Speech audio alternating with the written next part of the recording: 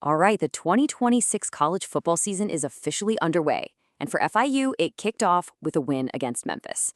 But, and this is a big but, you can't let that final score fool you. This game, it wasn't just a win, it was a preview of what's to come. A story of some seriously explosive talent, but also some major warnings that could honestly make or break their whole season. 22-6. Yeah, it looks like a comfortable double-digit win to start the season, right? But believe me, that final score is the least interesting thing about this game. What we're going to do is break down the two completely different stories that came out of this opener. One is about incredible promise, and the other, well, it's a reason to be a little worried. So let's start with the fireworks. All the buzz coming into the season opener was about FIU's new weapons on offense. And man, they did not disappoint. We've been hearing about the future of this program.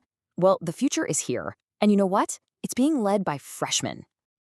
I mean, think about it for a second. The pressure of your first ever college football game. Now imagine you're not just playing, you're being handed the keys to the entire offense. Well, that's exactly what happened here. We're talking about two true freshmen, a quarterback and a running back who didn't just, chip in, they were the entire show. So let's get into the numbers, because they really tell the story here. You've got your freshman QB Cameron Dyer playing with the poise of a seasoned vet.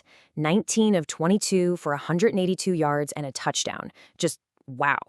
And then you have running back Joshua Hurta, who was an absolute workhorse, grinding out almost 100 yards on 21 carries. This wasn't these guys just dipping their toes in the water. No, this was a straight-up hostile takeover. Okay, just let this number sink in for a second. 86.4%. That was the completion percentage for a true freshman in his very first start. That's not just, game management. That is surgical precision. Dyer wasn't out there just trying to avoid mistakes. He was actively carving up that Memphis defense. And hey, he wasn't just doing it from the pocket either. This kid accounted for both of FIU's touchdowns. He had one with his legs on a gutsy 24-yard scramble, and the other with his arm on a perfect 17-yard strike to Trevor Rogers. I mean, that is the literal definition of a dual-threat quarterback. Okay, so while the offense was showing off all its brand new toys, the defense was, well, it was just business as usual. And for this FIU team, business as usual means they were an absolute powerhouse. Every great defense has that one guy, right? That anchor, that veteran who just sets the tone for everybody else. For FIU, that player was linebacker Cam Pruitt. And honestly, he wasn't just the best player on the defense. He was the best player on the entire field, period. I mean, just look at this stat line. It's absurd. 11 tackles, that tells you he was absolutely everywhere. 3 tackles for loss and a sack, that tells you he basically set up a tent and started a campfire in the Memphis backfield. He even put the team's first points on the board with a safety. This is what a game wrecker looks like.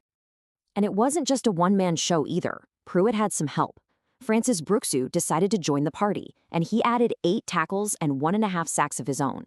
You put those guys together, and the whole defensive front just made it a long, miserable day to be a Memphis quarterback. So, with that kind of relentless pressure, holding a team to just 6 points, you'd think it was a perfect, flawless performance from the defense, right? Well, not exactly. In this right here, this is the one big flaw in an otherwise defensive masterpiece. The defense absolutely created chaos. They forced 2 fumbles, but they came up empty-handed. They didn't recover a single one. Look, forcing turnovers is only half the job. Failing to actually get the ball is the kind of mistake that will absolutely lose you close games later in the season. And yeah, those missed opportunities, they bring us to our final and I think most critical takeaway from this game. Because while we, the fans, saw a dominant win, you can bet the coaching staff saw something very different. They saw a team that has a lot of stuff to clean up. Listen to what head coach Hardunky Chud had to say after the game. It's very telling. He's not out there celebrating a big win. He is completely zeroed in on the mistakes. He knows that against a tougher opponent, all those little details they got away with this week, those are the exact things that will get you beat. So the to-do list heading into week 2 is pretty simple and clear. For the offense, hang on to the football after fumbling it twice. For the defense, when you create a turnover, you got to recover it. And for special teams, make your field goals. Simple as that. They just left way too many opportunities and way too many points out there on the field. And here's why that message from the coach is so important. Just look at the final team stats.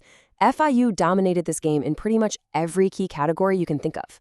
Total offense, rushing yards, third down percentage. It wasn't even close. The fact that the coaches are demanding more after a performance like this, that tells you everything you need to know about where this team wants to go. For them, good just isn't good enough. So that really leaves us with a big question for the rest of the season, doesn't it? FIU clearly has all the right pieces. You've got this explosive young talent on offense, and you pair that with a veteran, game-wrecking defense. But is that going to be enough? Or are all these little things, the fumbles, the missed takeaways, the missed kicks, going to turn into major problems when the competition gets a lot tougher? Week 1 was a win, yeah, but it was also a warning.